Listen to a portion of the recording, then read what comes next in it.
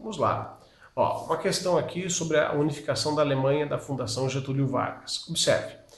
A unificação da Alemanha a partir de meados do século XIX foi facilitada por três guerras que foram. Então, ó, eu estou querendo aqui o que está acontecendo a partir de 1850, meados, metade para frente, perfeito? No caso da unificação da Alemanha, primeiramente, vamos dar uma recordada. Em 1814 para 15, tá? Muito tempo antes disso aqui, você teve o Congresso de Viena, tá? Congresso importantíssimo dentro da história. Dê uma pesquisadinha lá. Sobre o Congresso de Viena, quem que está reunido lá? Os países que venceram Napoleão. A princípio é isso. O que esse congresso faz? Ele, entre outras barbaridades, entre outras aberrações, ele pega a Itália, né, os estados italianos, divide-os, espalha-os, tá?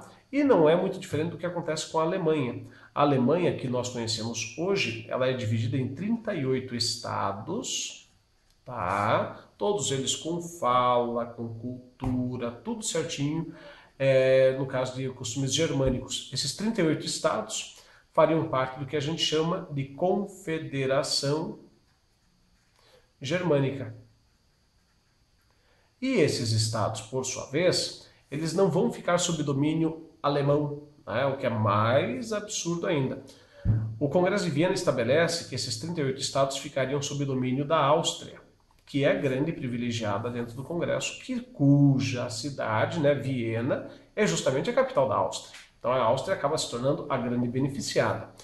Agora se pode perguntar-se, né, óbvio, né, se tem um monte de alemães reunidos no mesmo espaço geográfico, mas comandados por austríacos, a tendência é que não dê muito certo isso. E de fato, né, você tem várias iniciativas, desde lá a separação deles, a divisão em 38 estados, até a unificação, no início dos anos 70, de aglomeração, de aglutinação e, lógico, da confecção do próprio estado. Uma delas é o chamado Zollverein, tá? Que é uma iniciativa de caráter econômico para unir, né, em termos alfandegários, todos os 38 estados da Confederação Germânica. É a iniciativa, né, de formar um estado de fato, tanto que excluía a Áustria dessa questão de tarifação. Os austríacos, logicamente, não ficaram muito satisfeitos com essa situação e acabam determinando até o início de uma hostilidade em relação ao Zollverein, ameaçando a Confederação Germânica de guerra, o que acaba fazendo com que os alemães recuassem. Mas é a primeira iniciativa, tá legal? A partir dali para frente, eles começam, os alemães, a pensar seriamente na sua própria unificação. Para isso, né, em 1861, muito tempo depois, isso aqui acontece em 1884, antes que você se pergunte, né? Ó, 30 anos depois, basicamente, é colocado, alçado ao trono da Prússia, que era o estado mais desenvolvido da Alemanha, o Kaiser Guilherme, o futuro Kaiser Guilherme I, tá? Wilhelm, tá? Pode pintar para você assim, ó. Wilhelm, tá? Prefiro o Guilherme, que é mais bonitinho. O que acontece então? O Kaiser Guilherme I, o futuro Kaiser Guilherme, ele acaba se cercando de pessoas que, como ele, pensavam na unificação. Entre eles, o chanceler prussiano Otto von Bismarck, tá? Que acaba, de certa maneira, desenvolvendo um espírito militarista na Prússia, que acabaria levando ao processo de unificação. Agora, quem seriam as vítimas, né? As vítimas da Prússia? Na ordem, seriam a Dinamarca, tá? Por quê? Porque a Dinamarca acabou ficando lá no Congresso de Viena com dois territórios germânicos, Schleswig e Holstein,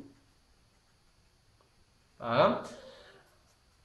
Lógico, a Áustria, que é quem tem o domínio sobre os 38 estados, e a França.